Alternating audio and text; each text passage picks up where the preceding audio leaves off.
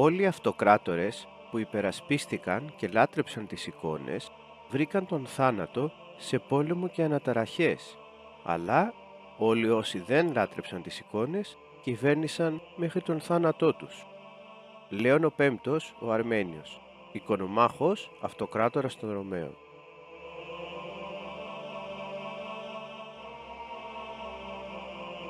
Κεφάλαιο 22. Η οικονομαχία.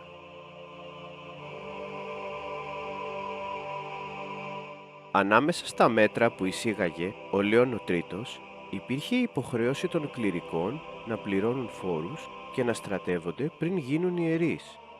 Μαζί όμως με την φορολογία και τη στρατολόγηση των κληρικών προέκυψε και ένα νέο ζήτημα. Μετά τους πολέμους με τους Άραβες και με την επαφή του με το Ισλάμ, ο χριστιανισμός βρισκόταν υπό πίεση. Πολλοί χριστιανοί, κατά την άποψη των αυτοκρατόρων, λάτρευαν τις εικόνες σαν να ήταν ιερές. Συχνά τις θεωρούσαν θαυματουργές και τις αντιμετώπιζαν με υπέρμετρη λατρεία.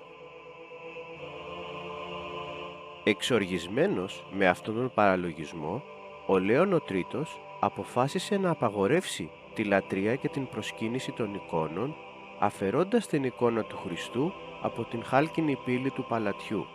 Αυτή η κίνηση προκάλεσε αναταραχή και οι Βυζαντινοί χωρίστηκαν σε δύο αντιμαχόμενες παρατάξεις.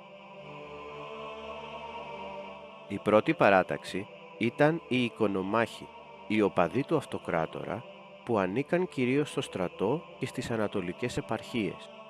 Επιθυμούσαν την απαγόρευση της λατρείας των εικόνων, την επιστροφή στη μετριοπάθεια και τα απλά σύμβολα.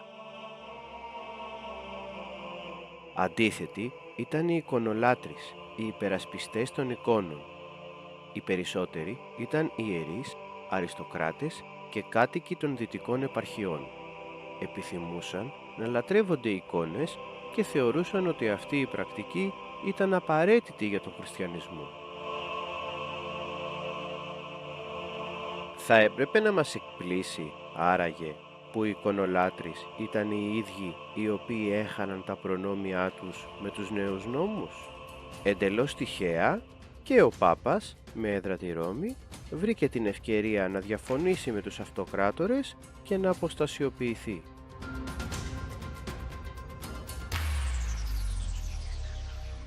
Έτσι ξεκίνησε μία περίοδος έντονων ταραχών και εμφυλίων συγκρούσεων, ενώ η αυτοκρατορία βρισκόταν σε ευάλωτο σημείο. Ναοί έκλεισαν, εικόνες καταστράφηκαν, άνθρωποι δολοφονήθηκαν, αυτοκράτορες καθαιρέθηκαν. Το μίσος και οι συγκρούσεις ανάμεσα στις δύο πλευρές σημάδεψαν την αυτοκρατορία για τα επόμενα 200 χρόνια.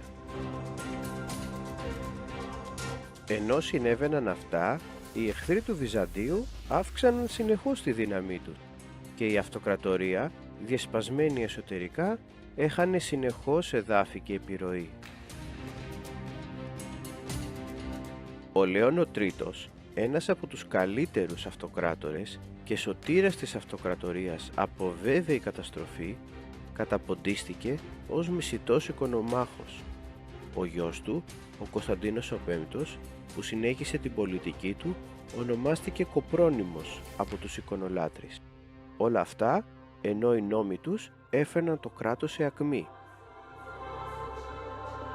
Η οικονομαχία τελείωσε προσωρινά με ένα διάταγμα της ειρήνης της Αθηναίας το 787 μετά Χριστόν, το οποίο εξέδωσε μετά την 7η Οικουμενική Σύνοδο.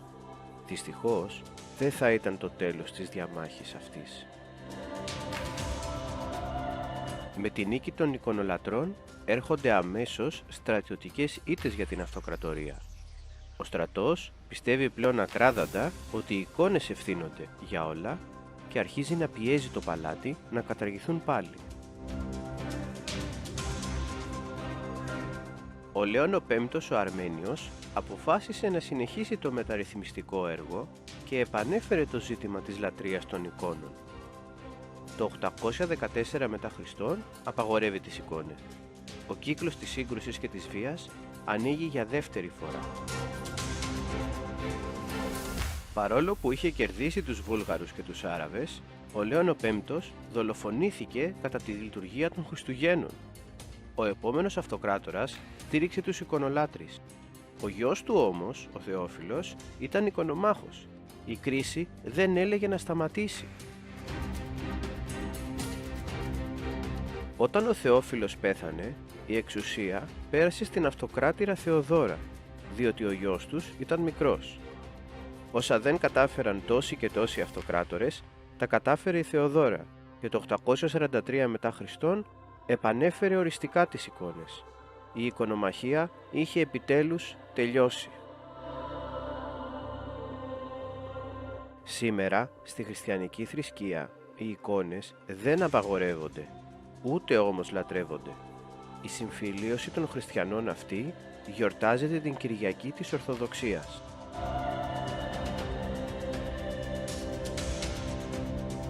Όπως έχουμε ήδη μάθει, δεν ήταν η πρώτη φορά που θρησκευτικές διαμάχες κατέστρεφαν τη δύναμη της αυτοκρατορίας. Δεν θα ήταν ούτε και η τελευταία. Η βαρύτερη δεν είχε έλθει ακόμα.